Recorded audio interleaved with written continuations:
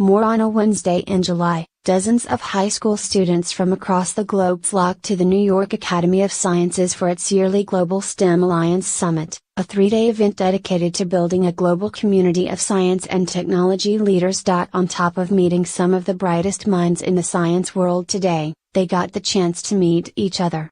But before the festivities began, Yahoo Lifestyle sat down with 6 of the students, ranging in age from 14 to 18, to discuss not only what they want to be, but also what obstacles they're facing to get there. The group consisted of 3 American students and 1 each from Japan, Korea, and Australia. The latter 3 countries' scores far surpassed that of the United States on one of the main standardized literacy tests for science, the PISA exam, which also measures reading and math. In the most recent PISA test, which is given to 15-year-olds every 3 years, the US placed 25th for science, scoring 496, just 3 points above the average of 493. Japan, by comparison, scored a 538 in science, landing it in second place overall behind Singapore. Australia and Korea also made the top 15 out of nearly 70 countries total, both scoring well above the average, and well above America. The meeting seemed a ripe environment, given these statistics, to discuss why the US lags behind other countries in PISA scores but seems to surpass them in scientific prizes. After all, a myriad of think pieces have been written by researchers, academics, and reporters, asking, and trying to answer, this very question. But it's rare to get the chance to speak with the demographic who is actually taking the test. The PISA scores, it became clear early on, don't seem to be a major concern. Not because there isn't a discrepancy, but because the discrepancy appears, to these students, to be a direct result of the course load.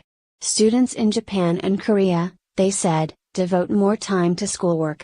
Aryan Batra, for example, a 16-year-old from Japan and one of the 6 kids in the room, said it's not unusual to be working on schoolwork from 8 a.m. to 10 p.m., even during the summer. What they cared more about was their next steps. 4 of the students hope it will be in the medical field, and 2 others are looking to engineering or another scientific field. What did set the group dynamic aflame, however, was the topic of the gender gap in STEM science, technology, engineering, and mathematics. As statistics about the lack of women in these fields were read aloud, all 3 of the girls in the room gave some version of an eye roll, as if to say, it's no surprise, the facts are grim. A study from Georgetown University found that out of 100 female bachelor's degree students, just 12 will graduate with a STEM degree, and only 3 will continue to work in a STEM field 10 years after graduation.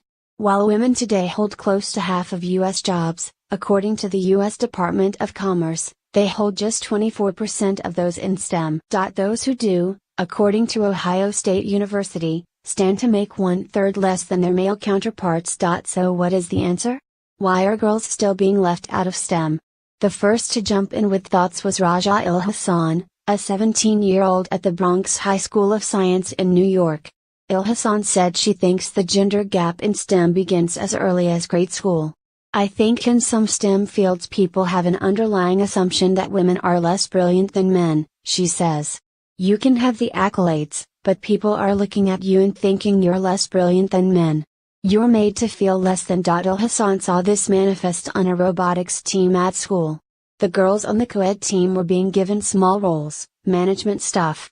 At one competition a guy even said, "How do you manage to get girls in STEM without worrying about breaking their nails?" Ilhassan recalled, adding that after the experience, she watched her female peers begin to drop out of STEM activities.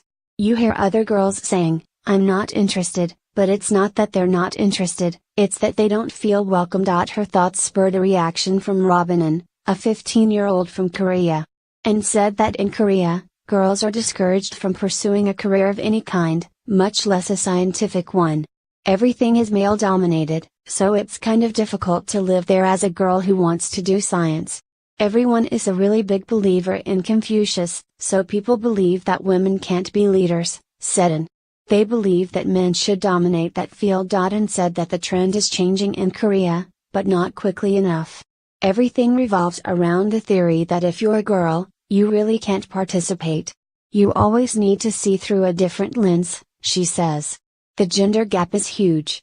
Although Korea seems modernized, it's the opposite because socially and economically, women are behind. Batra, the 16,